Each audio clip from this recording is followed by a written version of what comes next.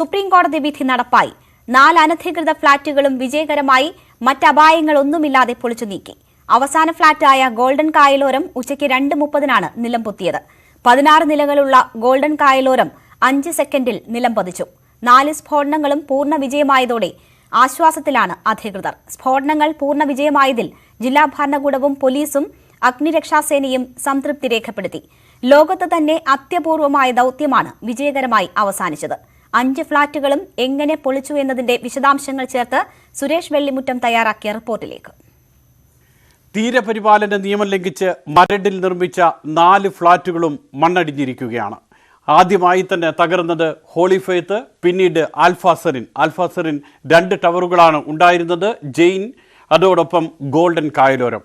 Holy faith H2O ഇക്കൂട്ടത്തിൽ ഏറ്റവും ഉയരമുള്ള ഫ്ളാറ്റുകളിൽ ഒന്നായിരുന്നു. 19 നിലകളാണ് ഹോളി ഫെയ്ത്തിന് ഉണ്ടായിരുന്നത്. 90 അപ്പാർട്ട്മെൻറ്റുകൾ ഉണ്ടായിരുന്നു. ഈ 90 അപ്പാർട്ട്മെൻറ്റുകളുള്ള ഈ കെട്ടിടത്തിൻ്റെ ഏകദേശ ഉയരം എന്ന് പറയുന്നത് 50 മീറ്റർ ആയിരുന്നു. ഈ കെട്ടിടം തകർത്തത് ഏതാണ്ട് 37 മുതൽ 46 ഡിഗ്രി വരെ ചരിച്ച്. കാരണം അപ്പുറത്തും ഇപ്പുറത്തുമൊക്കെ കെട്ടിടങ്ങളുണ്ടായിരുന്നു, വീടുകളുണ്ടായിരുന്നു. ഇതിൻ്റെ മറ്റൊരു പ്രത്യേകത എന്ന് പറയുന്നത് ഇതിനുവേണ്ടി ഉപയോഗിച്ചിട്ടുള്ളത് 212 കിലോ സ്ഫോടക വസ്തുക്കളാണ്. ഇതിനുവേണ്ടി ചെലവഴിച്ചതാകട്ടെ ഏതാണ്ട് 64 ലക്ഷം രൂപയും. ഇങ്ങനെയാണ് ഹോളി ഫെയ്ത്ത് നിലം പതിക്കുന്നത്.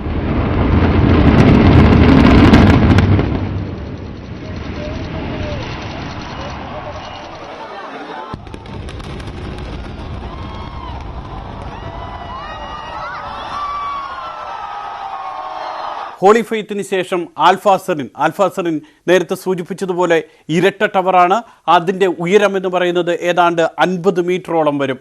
16 നിലകൾ, 73 അപ്പാർട്ട്മെൻറ്റുകൾ. ഈ കെട്ടിടങ്ങളിൽ, പൊളിച്ച കെട്ടിടങ്ങളിൽ ഏറ്റവും സവിശേഷമായി തകർക്കേണ്ടി വന്ന കെട്ടിടങ്ങളിൽ ഒന്നാണ് ആൽഫ എന്ന് പറയുന്നത്. കാരണം അത് ട്വിൻ ടവർ ആയതുകൊണ്ട് തന്നെ 61 ലക്ഷം രൂപയാണ് ഇതിൻ്റെ ചെലവെന്ന് പറയുന്നത്. ഏതാണ്ട് 21,400 ടൺ മാലിന്യമാണ് ഈ കെട്ടിടം തകർന്നു വീണപ്പോൾ ഉണ്ടായിട്ടുള്ളത്. ഇങ്ങനെയാണ് ആൽഫാസറിൻ തകരുന്നത്.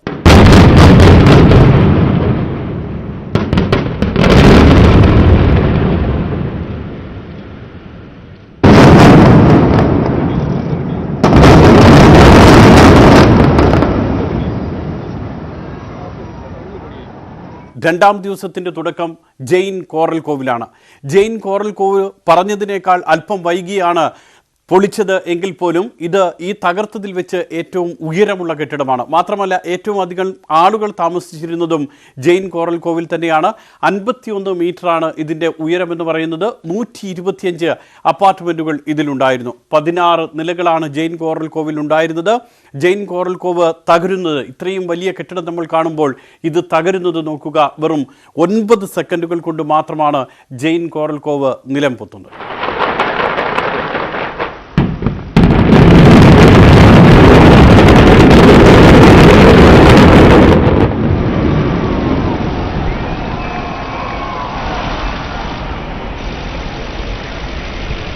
രണ്ട് സ്ട്രക്ചറായിരുന്നു ഗോൾഡൻ കായലോരം എന്ന് പറയുന്നത്.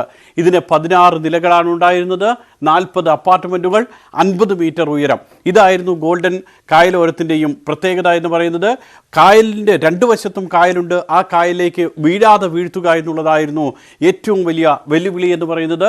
ഇങ്ങനെയാണ് ഗോൾഡൻ കായലോരം മണ്ണോട് Mannadi.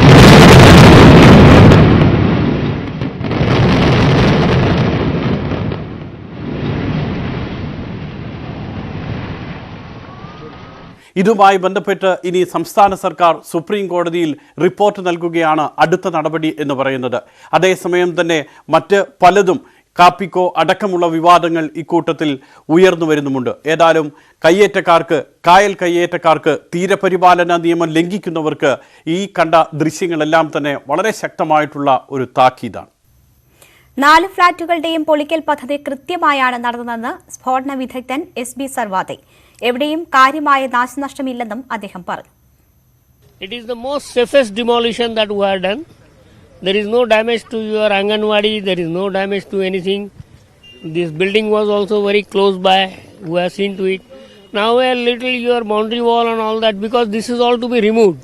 Even the boundary wall will also be removed when we clean everything. That's a very minor part, na? Nothing major has happened. It is a very safe demolition. ഏറ്റവും കൃത്യതയോടെ നിലംപൊത്തിയത് ജെയിൻ കോറൽകോവായിരുന്നു. മരടിൽ പൊളിച്ച ഫ്ളാറ്റുകളിൽ ഏറ്റവും തലയെടുപ്പുള്ള ഫ്ളാറ്റും കോറൽകോവായിരുന്നു.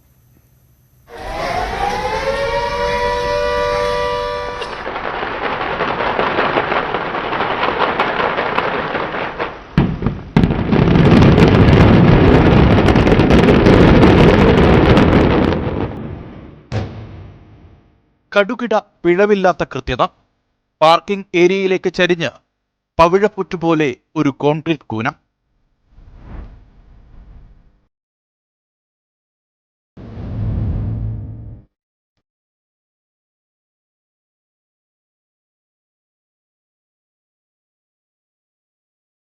മരട് പഞ്ചായത്തിൽ കഴിഞ്ഞ 2 ദശാബ്ദത്തിനിടെ നിർമ്മിച്ച ഫ്ളാറ്റുകളിൽ ഏറ്റവും ഉയരമേറിയ ഒന്നായിരുന്നു ജെയിൻ കോറൽ. 51 മീറ്റർ ഉയരം, 17 നിലകൾ, 128 അപ്പാർട്ട്മെന്റുകൾ. മരടിൽ പൊളിച്ച ഫ്ളാറ്റുകളിൽ ഏറ്റവും തലയെടുപ്പുള്ളത് കോറൽകോവിനായിരുന്നു.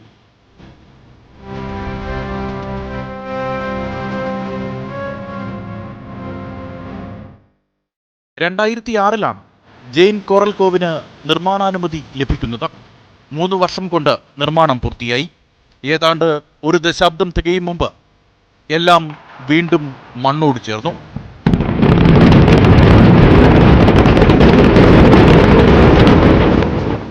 $372 കിലോ സ്ഫോടക വസ്തു, 2660 ദ്വാരങ്ങൾ, 86 ലക്ഷം രൂപ. ജെയിൻ കോറൽകോവ് നിലംപൊത്താൻ പിന്നീട് വേണ്ടി വന്നത് 9 സെക്കൻഡിൽ താഴെ സമയം.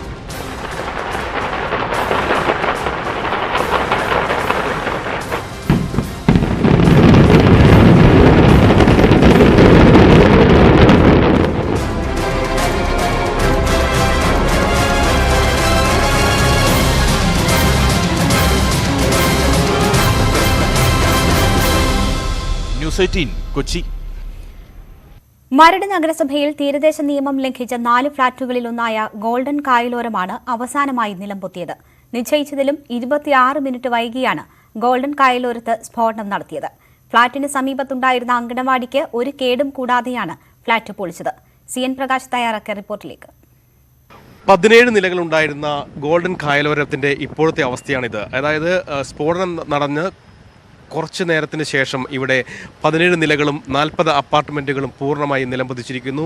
യാതൊരു തരത്തിലുള്ള സുരക്ഷാ പ്രശ്നങ്ങളുമില്ലാതെ ഈ സ്ഫോടനം നടത്താൻ കഴിഞ്ഞു, നിയന്ത്രിത സ്ഫോടനം നടത്താൻ കഴിഞ്ഞു എന്നതാണ് ഏറ്റവും വലിയ പ്രത്യേകത. അല്പം പൊടിപടലങ്ങൾ ആ സമയത്ത് സ്ഫോടനം നടന്ന സമയത്ത് ഉണ്ടായിരുന്നു എങ്കിൽ പോലും അതിനും ഇപ്പോൾ ശമനമുണ്ടായിരിക്കുന്നു. അഗ്നിശമന സേനയുടെ ഫയർഫോഴ്സിൻ്റെ പ്രത്യേക സംഘം എത്തി അതും പൂർണ്ണമായി നിയന്ത്രിച്ചിരിക്കുന്നു. ഇനി നമുക്ക് കാണാൻ കഴിയുന്ന ദൃശ്യങ്ങളിൽ ഈ പൊടിപടലങ്ങൾ ഒപ്പം തന്നെ അവശിഷ്ടങ്ങളാണ് കാണാൻ കഴിയുന്നത്. ഏതാണ്ട് 7100 ടൺ അവശിഷ്ടങ്ങൾ ഉണ്ടാകുമെന്ന് തന്നെയാണ് നേരത്തെ കണക്കൂട്ടിയിരുന്നത്. അതിൻ്റെ ഭാഗമായി തന്നെയാണ് ഇവിടെ നമുക്ക് നേരത്തെ അറിയാം 15 കിലോഗ്രാമിൽ താഴെയുള്ള സ്ഫോടക വസ്തുക്കൾ മാത്രം ഉപയോഗിച്ചുകൊണ്ടാണ് ഈ സ്ഫോടനം നടത്തിയത്. ഇതിൻ്റെ തൂണുകൾക്ക് മറ്റ് ഫ്ളാറ്റുകളെ അപേക്ഷിച്ച് ശക്തി കുറവായതുകൊണ്ടാണ് കുറച്ച് സ്ഫോടക വസ്തുക്കൾ മാത്രം ഉപയോഗിക്കേണ്ടി വന്നത്. ഒപ്പം തന്നെ ഇവിടുത്തെ ഈ കായലോരത്തിൻ്റെ പ്രദേശങ്ങളിലേക്ക് ഈ അവശിഷ്ടങ്ങൾ നീങ്ങുമോ എന്ന കാര്യത്തിൽ ആശങ്ക ഉണ്ടായിരുന്നു. പക്ഷേ അത് പൂർണ്ണമായും അത്തരത്തിലുള്ള ആശങ്കകൾ അസ്ഥാനത്താണെന്ന് തെളിയിക്കുകയും ചെയ്തിരുന്നു. ഒപ്പം തന്നെ തൊട്ടടുത്തുള്ള ഈ ദൃശ്യങ്ങളിൽ കാണുന്ന ഈ അംഗൻവാടി 5 മീറ്റർ മാത്രമാണ് ദൂരമുള്ളത്. വലിയ മുതൽ മുടക്കുള്ള അംഗൻവാടിയല്ല എങ്കിൽ പോലും ആ അംഗൻവാടിക്ക് പോലും ഒരു പരിക്കേൽക്കരുത്, അതിൻ്റെ ചില്ലുകൾ പോലും പോറരുത് എന്ന ഒരു നിഷ്കർഷ ഈ സ്ഥാപനത്തിനുണ്ടായിരുന്നു. ആ സ്ഫോടനം നടത്തിയ കമ്പനികൾക്കുണ്ടായിരുന്നു. അത്രയും ശാസ്ത്രീയമായി തന്നെ അതിൻ്റെ ചില്ലുകൾക്ക് മാത്രമാണ് ചെറിയ തോതിൽ ഒരു പൊട്ടൽ അനുഭവപ്പെട്ടുള്ളത്. കെട്ടിടത്തിന് ഏതെങ്കിലും പ്രകമ്പനത്തിൻ്റെ ഭാഗമായി ഏതെങ്കിലും തരത്തിൽ അതിൻ്റെ അടിത്തറയ്ക്ക് കുലുക്കം സംഭവിച്ചിട്ടുണ്ടോ എന്നുള്ള കാര്യങ്ങൾ ശാസ്ത്രീയമായി ഇനിയും അറിയേണ്ടതുണ്ട്. ഏതായാലും ഈ 4 ഫ്ളാറ്റുകൾ പൊളിച്ചതും അങ്ങേയറ്റം ശാസ്ത്രീയമായിട്ടാണ്. ഒരുപക്ഷെ കേരളത്തിലെ ജനങ്ങൾക്ക് ഇതൊരു പുതിയ കാഴ്ച കൂടിയായിരുന്നു. ഇന്ത്യയിൽ തന്നെ ഇതാദ്യമായിട്ടാണ് ഇത്തരത്തിലുള്ള ഈ യോഗ്യമായിട്ടുള്ള വാസസ്ഥലങ്ങൾ അത് പൊളിക്കുന്ന ദൗത്യം ഏറ്റെടുക്കുന്നത്. വാസസ്ഥലങ്ങളിലുള്ള വാസയോഗ്യമായിട്ടുള്ള ഫ്ളാറ്റുകൾ പൊളിക്കുന്ന ദൗത്യം നടപ്പാക്കുന്നത്. മരടിലെ ഫ്ളാറ്റുകൾ തകർന്നപ്പോൾ വേദനയോടെ ഉടമകൾ. ഗോൾഡൻ കായലോരം ഫ്ളാറ്റ് തകർന്നു വീഴുന്നത് കാണാൻ ഇതിന്റെ 14ാം നിലയിൽ താമസിച്ചിരുന്ന നീറ്റ എത്തിയിരുന്നു. ഇവിടുത്തെ തന്നെ താമസക്കാരനായ ജോർജ് ദൃശ്യങ്ങൾ ടിവിയിൽ കണ്ട ശേഷം അവിടേക്കെത്തി. ഈ തകർച്ച നേരിട്ട് കണ്ടിരുന്നു? ടിവിയിൽ കൂടി കണ്ടിരുന്നു. നേരിട്ട് കണ്ടോ? ഞാൻ ബണ്ട് റോഡിൽ നിന്ന് നേരിട്ട് കണ്ടായിരുന്നു. ഇവിടെ എത്ര നിലയിലായിരുന്നു താമസം? 14th floor. എന്ത് തോന്നി അത് നേരിട്ട് കണ്ടപ്പോ? നമ്മളുടെ സ്വന്തം ശരീരം ഒടിഞ്ഞു വീഴുന്ന എന്ത് പ്രതീതി, അതുമാതിരി ആൾക്കാർ ഭയങ്കര കയ്യടിയും ഭയങ്കര സന്തോഷവും. അവരുടെ വീടല്ലല്ലോ, അപ്പം അവർക്ക് അതിൻ്റെ ആ വികാരം മനസ്സിലാവത്തില്ല. ഞങ്ങളുടെ നെഞ്ചാണ് തകർന്നത്. എത്ര നാൾ ഇവിടെ താമസിച്ചാണ്? 5 years. നേരിട്ട് കാണാനുള്ള ധൈര്യം എങ്ങനെ ഉണ്ടായി? എനിക്ക് കാണണമായിരുന്നു. കാരണം ഞാനിവിടെ എല്ലാ 2 ദിവസം, ഞാനിപ്പോൾ വയറ്റിലെല്ലാം താമസിക്കണം, എല്ലാ 2 ദിവസം ഞാനിവിടെ വരും. കായലിൻ്റെ സൈഡിൽ കൂടെ നടക്കും, ഇതൊക്കെ പോയി ഇതൊക്കെ വന്ന് കാണും. അപ്പം എനിക്കത് തകർന്ന് വീണ് അത് എൻ്റെ മനസ്സിൽ നിന്ന് ഫ്രീ ആക്കണമായിരുന്നു. I had to come see. എന്തായിരുന്നു ആ സമയത്ത് ഒരു പ്രാർത്ഥന? ഇനി ആർക്കും ഇങ്ങനെ വരുത്തരുത് എന്നുള്ളതായിരുന്നു. ഞങ്ങൾ സഹിച്ചു. പക്ഷേ ഇവിടെ കുറേ ഇല്ലീഗൽ ഫ്ലാറ്റ്സ് ഉണ്ട്, സ്ഥലങ്ങളുണ്ട്, അതൊക്കെ പൊളിക്കാൻ പോകണമെന്ന് കേൾക്കുമ്പോൾ നമ്മൾ പോയ ആ ഒരു സ്റ്റേജിൽ കൂടെ ഇനിയും കുറേ ആൾക്കാർ പോണ്ട വേണ്ടി വരുമല്ലോ എന്ന് ആലോചിച്ചപ്പോൾ അത് വളരെ വിഷമമുള്ളൊരു. വിധി നടപ്പാകില്ല എന്ന ആശങ്ക മരടിലെ ഫ്ളാറ്റുകൾ നിലംപൊത്തിയതോടെ മാറിയെന്ന് നഗരസഭാ ചെയർപേഴ്സൺ TH നദീറ. അനധികൃത കയ്യേറ്റങ്ങൾ നടത്തി ഇത്തരം നിർമ്മാണ പ്രവൃത്തികൾ നടത്താൻ ഇനി ഭയക്കും. പൊളിക്കൽ നടപടി കൃത്യമായി നടപ്പാക്കിയ എല്ലാവർക്കും ചെയർപേഴ്സൺ നന്ദി അറിയിച്ചു. ഇതുവരെ ഉണ്ടായിരുന്ന സംഘർഷങ്ങൾക്കൊടുവിൽ ഇന്നലെയാണ് ഒരു ആശ്വാസം കണ്ടെത്തിയത്. തീർച്ചയായിട്ടും ഒരു ആത്മവിശ്വാസം തോന്നുന്നുണ്ട്. കോടതി നിയമം നടപ്പിലാക്കും എന്നുള്ളൊരു വിശ്വാസം എനിക്ക് തോന്നുന്നു കേരളത്തിലെ മുഴുവൻ ജനങ്ങൾക്ക് വിശ്വാസമായിട്ടുണ്ട്. ഇപ്പോൾ സുപ്രീം കോടതിയുടെ വിധി എന്ത് തന്നെയായാലും അത് ഇപ്പോൾ നടപ്പിലാക്കിയിരിക്കുകയാണ്. എല്ലാ അഭിവാദ്യങ്ങളും ഞാൻ ഈ അവസരത്തിൽ സുപ്രീം കോടതിയെ അറിയിക്കുകയാണ്. എല്ലാ ഭരണകൂടം ഏറ്റെടുത്താണ്. അതുപോലെ തന്നെ ഇതിൻ്റെ അവശിഷ്ടങ്ങൾ തുടക്കം മുതലേ തന്നെ പൊളിക്കൽ അവശിഷ്ടങ്ങൾ ഒരു പ്രോംപ്റ്റ് എൻ്റർപ്രൈസസ് എന്നൊരു കമ്പനിയാണ് ഏറ്റെടുത്തിരിക്കുന്നത്. അവരുടെ നേതൃത്വത്തിൽ തന്നെ മരട് നഗരസഭ ഇത് ഡിസ്പോസ് ചെയ്യാനുള്ള സംവിധാനങ്ങൾ അവരിലൂടെ അത്തരം നടപടിക്രമങ്ങൾ സ്വീകരിക്കും. ലോകത്ത് തന്നെ അത്യപൂർവമായ ദൌത്യം നേരിയ പിഴവ് പോലുമില്ലാതെ പൂർത്തിയായതിന്റെ ആശ്വാസത്തിൽ കേരളം. പൊളിക്കൽ ഏറ്റെടുത്ത കമ്പനികളുടെ പിഴവില്ലാത്ത ഒരുക്കങ്ങളാണ് പ്രധാന വിജയഘടകമായത്. ജില്ലാ ഭരണകൂടത്തിന്റെയും പോലീസിന്റെയും അഗ്നിരക്ഷാസേനയുടെയും പൂർണ്ണ സഹകരണവും നിർണായകമായി. 6.5 ലക്ഷത്തിലേറെ ജനങ്ങൾ തിങ്ങിപ്പാർക്കുന്ന കൊച്ചി നഗരത്തിന്റെ ഹൃദയഭാഗത്ത് 4 ഉഗ്ര സ്ഫോടനങ്ങൾ. തവിടുപൊടിയായത് 4 കൂറ്റൻ ഫ്ളാറ്റ് സമുച്ചയങ്ങൾ.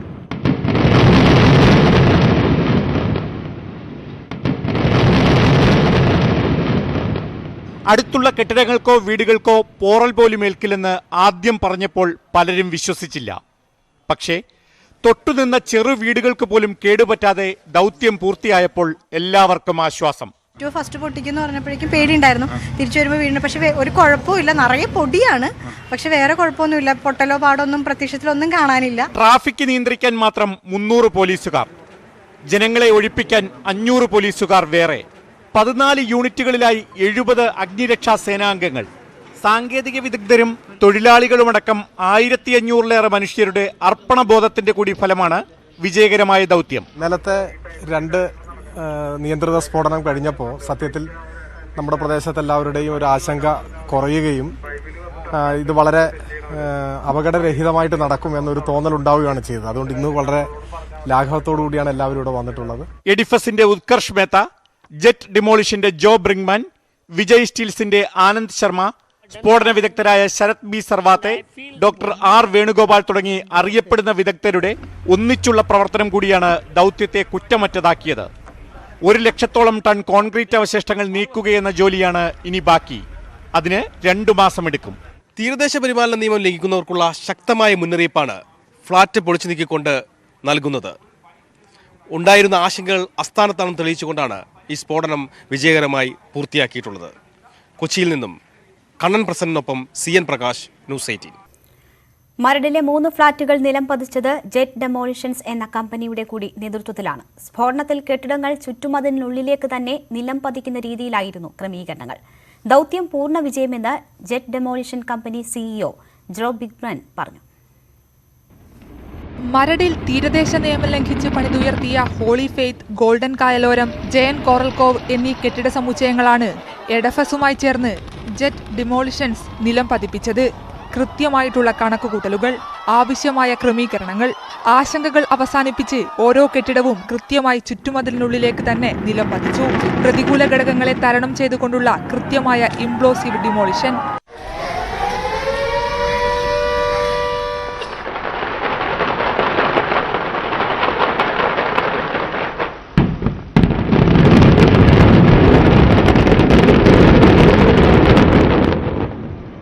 മരടിലെ ദൗത്യം പൂർണ്ണ വിജയമെന്ന് ഫ്ളാറ്റ് പൊളിക്കൽ പ്രവർത്തനങ്ങൾക്ക് നേതൃത്വം നൽകിയ jet demolition company CEO Joe ബ്രിഗ്മാൻ.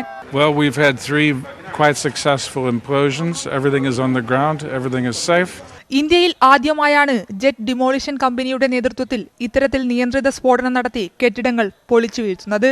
മരടിലെ കെട്ടിടങ്ങൾ നിലം പതിച്ചപ്പോൾ താരമായത് ദക്ഷിണാഫ്രിക്കൻ കമ്പനിയായ ജെറ്റ് ഡിമോളിഷ് കൂടിയാണ്. കൊച്ചിയിൽ നിന്ന് ക്യാമറാമാൻ പ്രശാന്ത് മംഗലശ്ശേരിക്കൊപ്പം വിനീത വിജി, ന്യൂസ് 18. കോൺക്രീറ്റ് മാലിന്യങ്ങൾ എങ്ങോട്ട് മാറ്റും എന്നതാണ് പുതിയ പ്രതിസന്ധി. കരാർ ഏറ്റെടുത്ത കമ്പനി മാലിന്യങ്ങൾ അരൂർ പഞ്ചായത്തിലെ ചന്ദരൂരിലേക്ക് മാറ്റുമെന്ന് പറയുമ്പോൾ അത് അനുവദിക്കില്ലെന്ന നിലപാടിലാണ് പഞ്ചായത്ത്.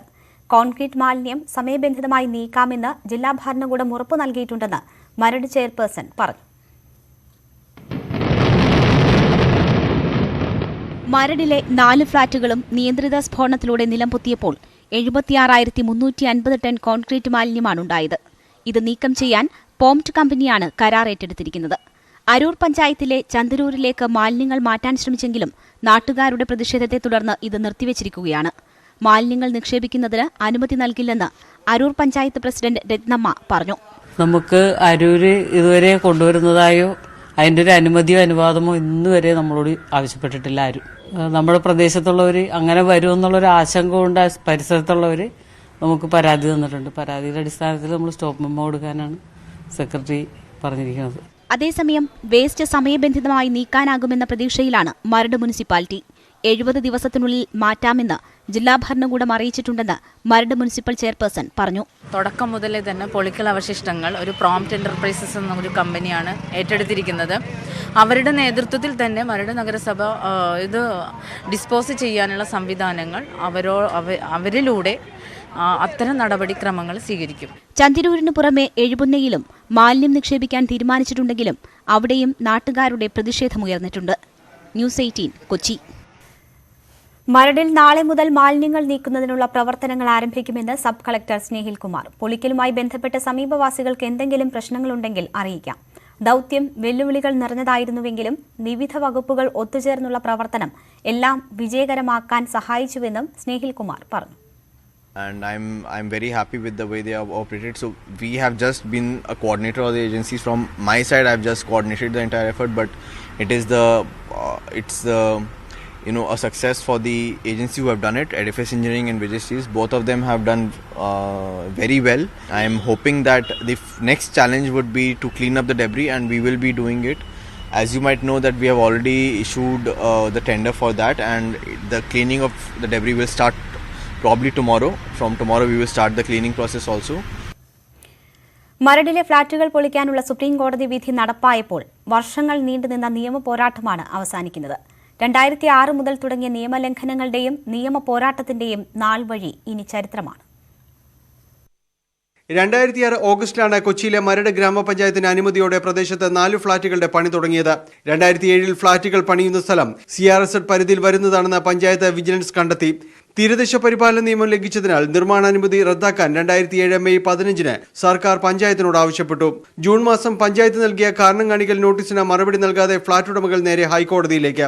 2007 ജൂലൈ 31 പഞ്ചായത്തിനോട് സ്റ്റോപ്പ് മെമ്മോ നൽകാൻ ഹൈക്കോടതി ആവശ്യപ്പെട്ടെങ്കിലും പഞ്ചായത്ത് നടപടിയെടുക്കാതിരുന്നതോടെ നിർമ്മാതാക്കൾ വീണ്ടും പണി തുടങ്ങി. 2007 ഒക്ടോബറിൽ തീരദേശ പരിപാലന അതോറിറ്റി കേസിലെ 4ാം കക്ഷിയായി. 2010 മരട് പഞ്ചായത്ത് മുനിസിപ്പാലിറ്റിയായി ഉയർത്തി. 2012 സെപ്റ്റംബർ 19 ഫ്ളാറ്റ് നിർമ്മാതാക്കൾക്ക് അനുകൂലമായി ഹൈക്കോടതി സിംഗിൾ ബെഞ്ച് വിധി. വിധിക്കെതിരെ മരട് മുനിസിപ്പാലിറ്റി വീണ്ടും ഹൈക്കോടതിയിലേക്ക്. 2015 നഗരസഭയുടെ അപ്പീലുകൾ ഹൈക്കോടതി ഡിവിഷൻ ബെഞ്ച് തള്ളി. ഇതോടെ 2015 സെപ്റ്റംബറിൽ ഹൈക്കോടതി ഉത്തരവ് ചോദ്യം ചെയ്ത് തീരദേശ പരിപാലന അതോറിറ്റി സുപ്രീം കോടതിയിലേക്ക്. 4 വർഷത്തെ നിയമ പോരാട്ടത്തിനൊടുവിൽ നിയമം ലംഘിച്ച പണിതുയർത്തിയ ഫ്ളാറ്റുകൾ പൊളിച്ചു നീക്കാൻ 2019 മെയ് 5 ജസ്റ്റിസ് അരുൺ മിശ്രയും നവീൻ സിൻഹയും ഉൾപ്പെട്ട ബെഞ്ചിന്റെ ചരിത്രവിധി.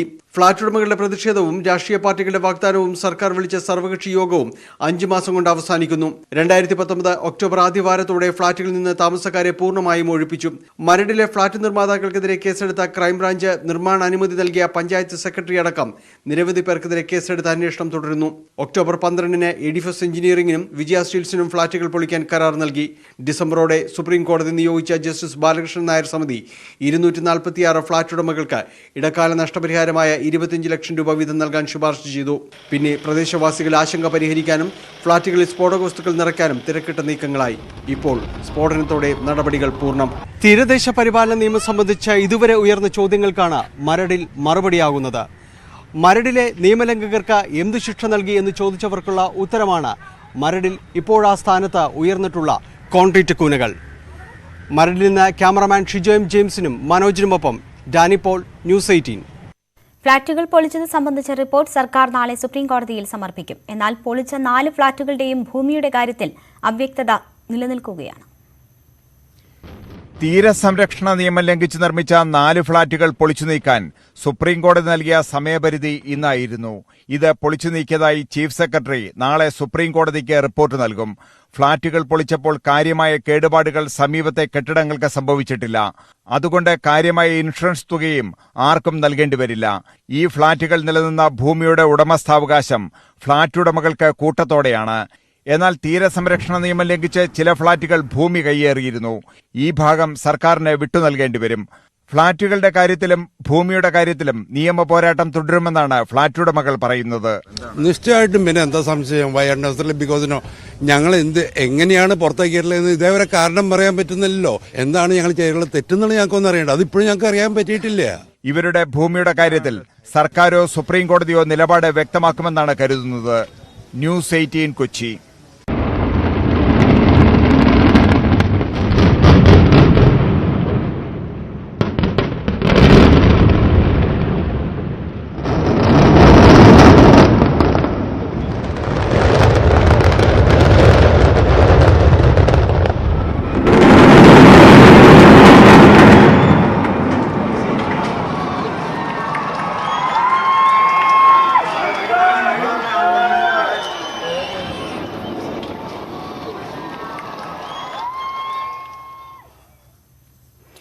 പൌരത്വ നിയമ ഭേദഗതിയെ അനുകൂലിച്ച് പ്രചാരണത്തിനെത്തിയ AP അബ്ദുള്ളക്കുട്ടിയെ ഒരു സംഘം തടഞ്ഞു.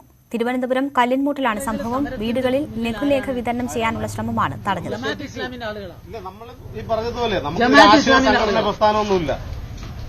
അവരെങ്ങനെ നമുക്ക് അംഗീകരിക്കാൻ പറ്റും? മൗദൂദിവാദികളാണ്.